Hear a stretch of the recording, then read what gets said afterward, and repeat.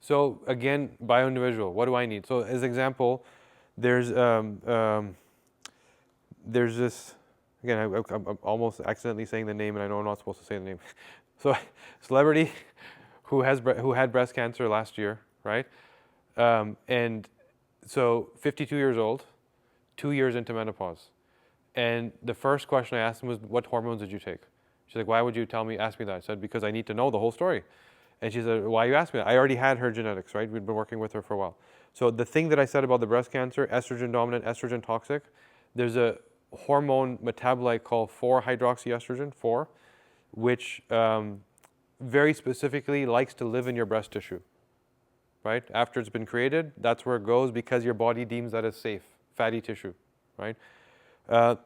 When you add BHRT, for the most part, doctors will overprescribe what's called estradiol, right? Usually it's mostly estradiol, and for good reason, it's the most potent version. So say, why bother using the other stuff, right? The CYP1B1 gene that makes that 4-hydroxyestrogen sees estradiol and directly converts it into that. So when the belief medically is, I added something to your body, that's what you now have. Versus I added something to your body, now there's genes that are turning it into other stuff, including 4-hydroxyestrogen. So it was that, again, because she took the wrong hormone, it caused this inflammation in her breast tissue, which led to breast cancer. So then she asked me if that was true, then why did I have ovarian cancer? It's the BRCA gene, because she had that BRCA gene, so she's, again, harder to recover, right? So then I asked her a question, because I think it was obvious at the time, were you taking the birth control pill? Because she told me it was when she was 38. She said, yeah, I'd taken it for 8 years. So it's the exact same story. The difference is at that age you had reproductive activity, so the inflammation happened here. Now you don't have a period, and your body's trying to, and you don't have reproductive, it happened here. That's the only difference. Estrogen overload in a pathway that can't handle that much estrogen, right? So anyway, so yeah, so yes to hormones. I think in terms of anti-aging, menopause symptoms, hair, skin, beauty, bones, heart, all that stuff is great, but you have to be personalized to not hurt yourself. Same thing for men. Like we work with a lot of, so where I live in Toronto is like a mecca for NHL hockey training, right? So we work with a lot of the coaches and trainers for the NHL hockey players. In the off season, all the teams all come to Toronto for training.